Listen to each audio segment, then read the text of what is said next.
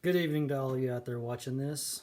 I'm going to do a little follow-up video, if you want to call it that, on a subject that I kind of lost interest in, but the New Year's coming up. Well, the spring equinox is coming up anyway. And I'm just going to put back out some information that I've collected in the last year or so on such a thing. There are some folks out there in the truth-seeking community who are looking with everything they possibly have to look to find the Creator's time, accurately how all this works, the sun, the moon, the stars, the calendar. And it's not a bad thing to do. You'll learn a lot doing it. As always, I'm going to say something that nobody's going to believe, like most of the stuff I say. Nobody believes it. I don't care. I'm just going to say it. When you look up into the sky, when you look into the heavens, when you look at the sun, the moon, the stars, and everything up there, simply put, you are looking at a mechanical device. I know it's hard to imagine, but don't think of it in terms as a car or a truck, but something way more advanced than any man's ever going to come up with. But for simple terms, a mechanical device. Like any mechanical device, it has to be kept up. Maintenance has to be done. Somebody has to keep an eye on it to make sure that it is functioning as it was designed to. Now, if you believe in angels, you believe in heavenly beings or whatever, that's part of their job, keeping these things in line, keeping them operating smoothly. Now, if they take too long of a coffee break, that could be disastrous.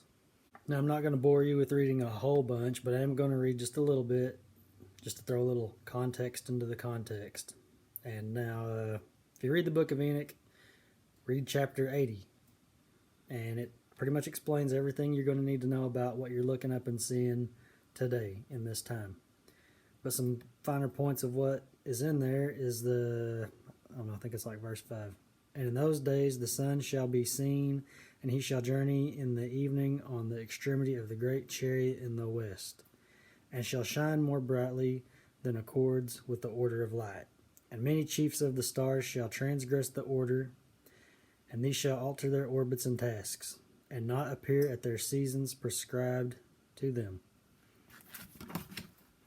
And it talks about the moon altering its order and not appearing at the time that it's supposed to. Now, even if the machine gets off time just by a little bit, it's still going to throw everything off, and things are not going to appear when they're supposed to, like they're supposed to. If the days were perfectly 24 hours long at one time, and now they're 23 hours and 58 minutes or whatever seconds, that's going to change everything. Even if it's just by a couple of seconds, it's going to make days shorter. It's going to make years all jacked up. So there's a couple more things to throw in there that are written down concerning days getting short and things changing up. The sun, the moon, the stars, the heavens, everything you look up at is definitely not what this world has taught everybody that it is. The world's not going to teach you the truth. They're going to teach you that it's anything but the truth in order to keep you a slave, to keep you following their bullcrap. This one's just a little bonus out there in there. Revelation 16:8. And the fourth angel poured out his vial upon the sun, and power was given unto him to scorch men with fire. The other ones I was going to throw in was about how the sun turns 7 times brighter and the moon turns as bright as the sun. Isaiah 30:26. But anyway, the points of all these things is that going according to what Enoch gives, that says this is how the order goes, these are the days it appears, and this is the accurate time of it, you're not going to find that because things are off.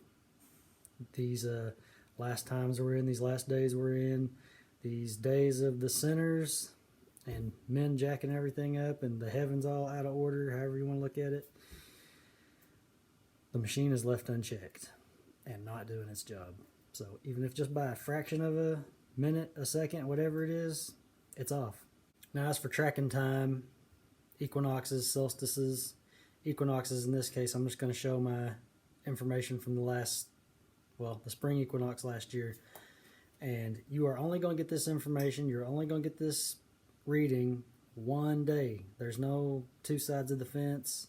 It's pretty cut and dry as to what you're going to get. And it's because of mechanical position of the sun. You're only going to get it one day. Just because it doesn't appear on the day you think it will doesn't mean it's not right. It's just the time is off. The heavens are off. And I'll show you. I'm not showing you that the heavens are off. I'm just showing you that the straight line, this was the day, you're not going to get that on any day but that day. I mean, at my location, it's consistent. It'll not lie to you. Any other day before or after, you're going to get an arch, however, forward or backwards. But on that one day, you're going to get that straight line.